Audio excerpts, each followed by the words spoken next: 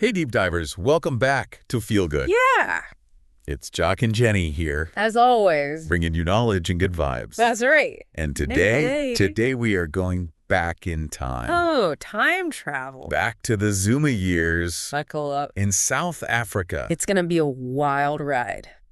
Jacob Zuma's presidency from 2009. To 2017. We're diving deep into his SONAs, Oh, yes. his State of the Nation addresses. That's right. So these are going to be pretty interesting. Well, we're going to learn a lot from his own words. Oh. How his presidency unfolded.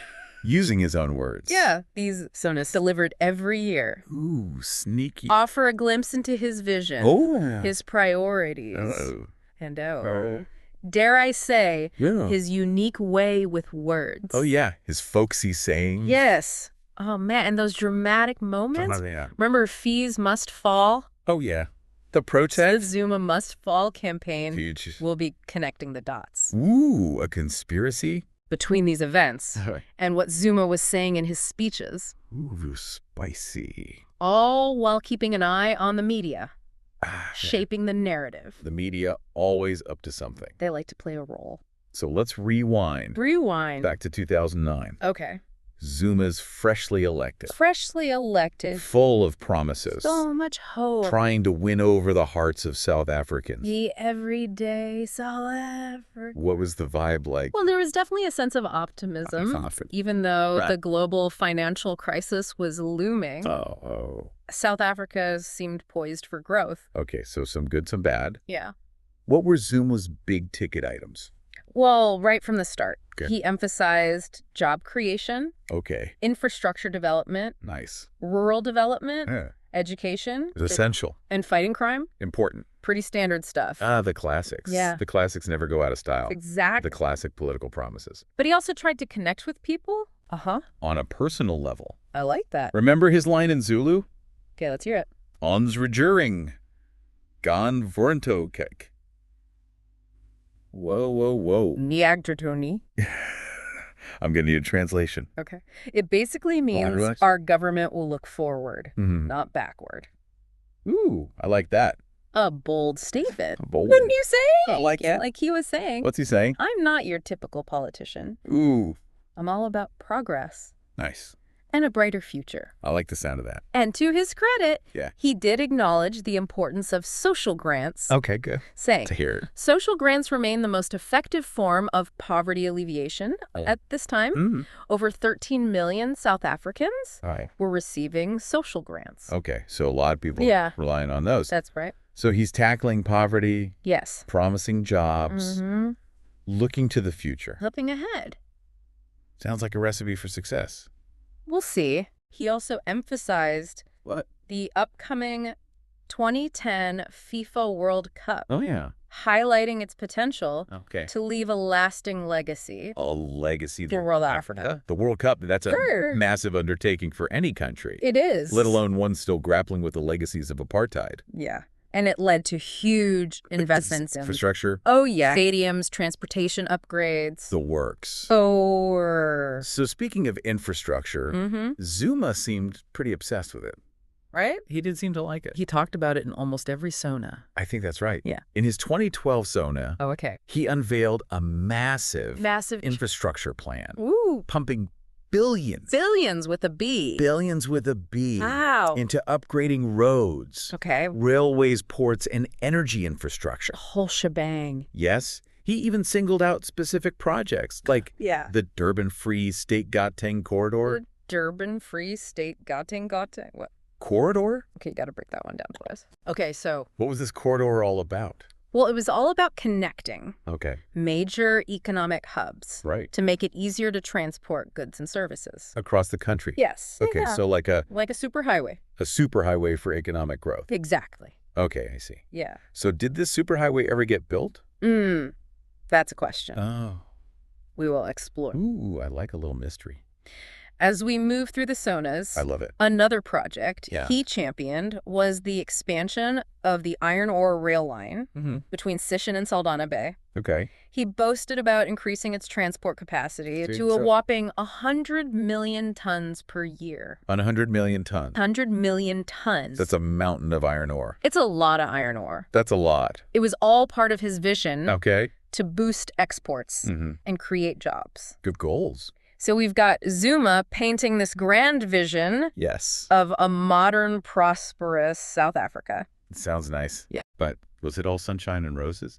Well, as we move through the SONAs, Oh, we'll see if those ambitious plans lived up to the hype. Okay. And let's just say Well, things get a little more complicated. Complicated is our middle name Oh, is it? here at the Feel Good Podcast. I like it. But before we dive into the drama, Okay. I'm curious, Hmm? did Zuma's initial optimism Optimism. start to fade Yeah. Did it fade? as his presidency went on? Well, by 2011, Okay. the global economic climate Uh-oh. had taken a turn. Not the good kind of turn. Not a good turn. Okay. And South Africa was feeling the heat. Oh, no. So in his SONA that year, Right. Zuma acknowledged these challenges Okay. more explicitly. So he was upfront about it. He was shifting forward ever, backward never to a more cautious tone. Okay, so the party was over. Well, not exactly. Right. He still highlighted achievements and ongoing projects. Okay. But there was a new emphasis on tackling unemployment, Okay. poverty, Yeah. and inequality. Important. Yeah. Sounds like a tough balancing act. It does. And this is where we start to see a disconnect Uh-oh. between Zuma's pronouncements and the realities on the ground. Yeah. Remember, fees must fall. Oh, yeah. Well, Youth movement. it was during this period Okay. that student dissatisfaction What is with that? rising university fees Uh-oh. started to boil over. They were not happy. No, they were not. Were there any signs of this brewing? Well, he consistently stressed the importance of education. Okay, good. There's There's a sense that his words weren't matching up a... with the experiences of students who were struggling to afford tuition. So we've got a global economic slowdown, We do. rising unemployment, Yes. and a student movement. About to explode. This is getting good. It is. Sounds like things are about to get interesting. They are. And in the next part of our deep dive, We'll explore how Zuma's presidency navigated navigated. these increasingly choppy waters. Ooh, choppy waters. I like it. Stay tuned. I will. All right. Welcome back, deep divers. Go back. We left off Yeah. with rumblings of discontent, Oh, a sputtering global economy, never good. and a student movement. About to erupt. Let's see how things play out in 2013 Okay. as Zuma delivers his State of the Nation address. I'm ready for the drama. I hope you brought popcorn. Did he address Did he address those massive infrastructure projects? Oh, yes. Were they actually? Were they actually getting built? I need to know. Let's find out. Okay. Remember that superhighway for economic growth? Oh, yeah. The Durban Free State Gauteng corridor? He had a lot of hyphens. It did. Okay. Well, Yeah. building a superhighway Yeah. isn't as easy as it sounds. Oh, no. Did Zuma's grand plans hit a roadblock? He admitted in his 2013 SONA Okay. that South Africa wouldn't be able to meet its land redistribution targets. So those targets were connected to these projects. And those targets were connected to some of these big infrastructure projects. Land redistribution. Yes. That sounds pretty complex. It is. Can you remind us what that's all about? So basically, it's about addressing the legacy of apartheid, Okay. where Black South Africans were forcibly removed from their land. Right. The government was trying to redistribute land Okay. to those who had been dispossessed, Okay. but it was proving to be a slow and challenging process. So missing those targets was a big deal. It was a big deal. Okay. It signaled that progress Yeah. wasn't happening as quickly as promised. Not good. And to complicate matters further, Oh. this was all happening Yeah. against the backdrop of rising tensions Tensions. in the mining sector. Ah, the mining sector. The backbone is the South African economy, That's right. but also a source of deep inequality. Yes. And unrest. Exactly. Remember the Marikana massacre in 2012? I do. That tragic event?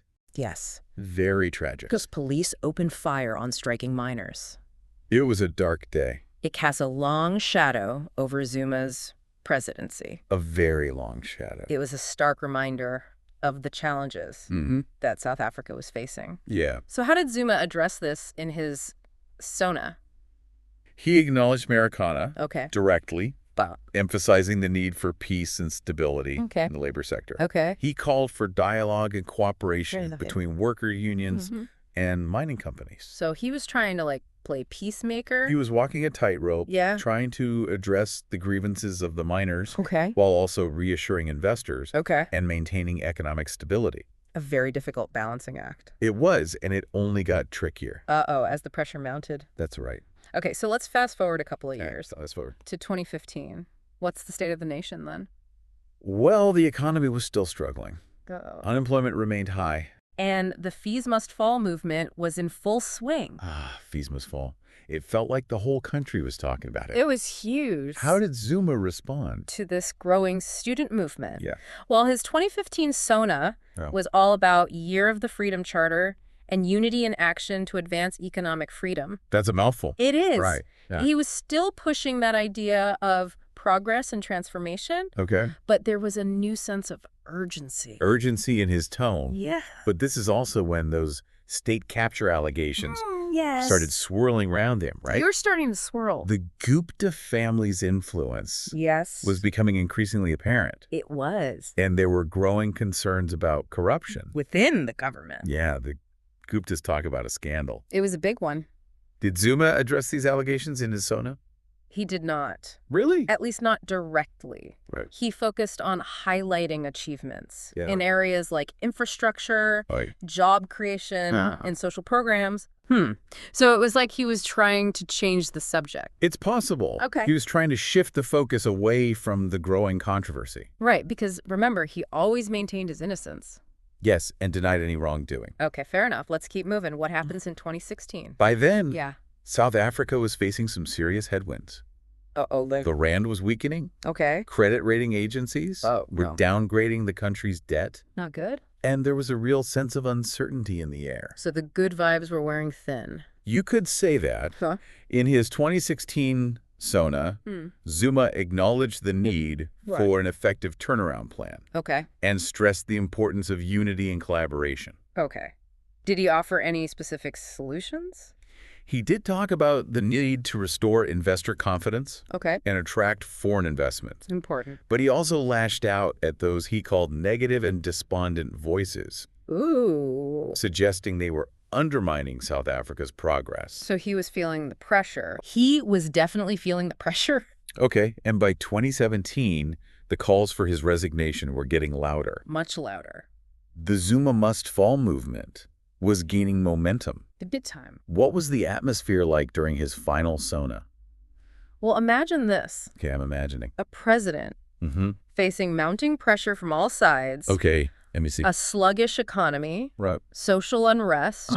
Corruption allegations. Yeah. Yet still trying to project an image of strength and control. That must have been difficult. It was Zuma in 2017. Wow, that's intense. Did he finally address the elephant in the room? The state capture allegations, Yeah. not directly. Yeah. He did, however, talk about the need for radical socioeconomic transformation, which some saw as a veiled reference to the forces he believed were working against him. Interesting. So even in his final SONA, he was sticking to his guns. He was. Defending his legacy. Yes, and that brings us to an intriguing question. Get me with it. How did the media cover all of this? Oh, yeah, the media. Let's be honest. Let's be honest. The media doesn't just report the news. It shapes our understanding of events. For better or worse? For better or worse. So, true. Spill the tea. Were the South African media playing watchdog? Watchdogs. Sniffing out corruption and holding Zuma accountable? All Or were they more like lapdogs, happily wagging their tails? for the powers that be. Ooh, that's a good question. The picture is a bit more nuanced than that. Okay. Our sources point to a trend of shrinking newsrooms, Okay. a lack of competition, Oh, no. and a potential for bias. Bias towards... Still one of those in power. Hold on. Are we talking about media bias? We are? Like certain narratives being pushed while others were ignored? Exactly. That's scary. And it's important to remember Okay. that control over information Yeah. is a powerful tool. Especially during times of political upheaval. Especially. Okay, so let's get specific. Okay. What examples did our sources highlight? One that jumps out is the coverage of Samani Tembe, Okay. And her involvement in the VBS Mutual Bank scandal. Ah, VBS, that was a whole other can of worms. It was. A whole other mess. Our sources argue that Tembe should have been a central figure in the reporting. From the get-go. From the get-go. Given her connections Yes. to the scandal. Yes. So are they suggesting that the media was slow to scrutinize her role? It's certainly implied. Okay. And they raise similar concerns about the coverage of Floyd Shivambu and his alleged links to the VBS scandal. Interesting. It sounds like the media might have been a bit selective in their focus, maybe even giving certain figures a pass. It's possible. It's not looking good for the media. No. And this raises a broader question. About the media's relationship with power. Yeah, our sources suggest there was a decline in robust critical journalism, especially when it came to holding those in power accountable. Yeah, remember we talked about how there used to be dozens of microphones at press conferences? Yes. And now there are only a handful. It's true. What happened? It's a symbolic representation, I think, of the shrinking media landscape and the potential consequences for accountability and transparency. So we've got shrinking newsrooms, potential biases, and a lack of tough scrutiny. That's what it looks like. What's the takeaway for us? Right, you. The listeners. Yes. Trying to make sense of all this. It means we need to be extra critical of the information we consume. Yes, don't just accept everything at face value. Yeah. Question your sources. Yes. Consider different perspectives and do your own digging. That's right. Don't be a sheeple, people. Oh, sheeple. Think for yourself. Absolutely. Because at the end of the day, we're all responsible for being informed citizens. We are. So true. And on that note, yes, we've reached the end of our deep dive into Jacob Zuma's presidency. We've explored his speeches. We have. Unpacked the controversies. We did. And even taken a critical look at the media landscape of the time. It's been a wild ride. It has. Full of twists and turns, highs and lows, and maybe even a few aha moments along the way. I hope so. I think so. Good. And we hope you've enjoyed the journey. As much as we have. But most importantly, yes, we hope this deep dive has inspired you to think critically about the world around you. Yes, the world we live in. Because that's what it's all about. What's it all about? Being engaged. Yes. Informed. And ready to make your own judgments. Your own judgments. And on that note, this is it. It's time for us to sign off. Thanks for joining us on this epic adventure through the Zuma years. As a fact. Until next time, stay curious. Yes. Stay informed. Stay informed. And as always, feel good. Stay feeling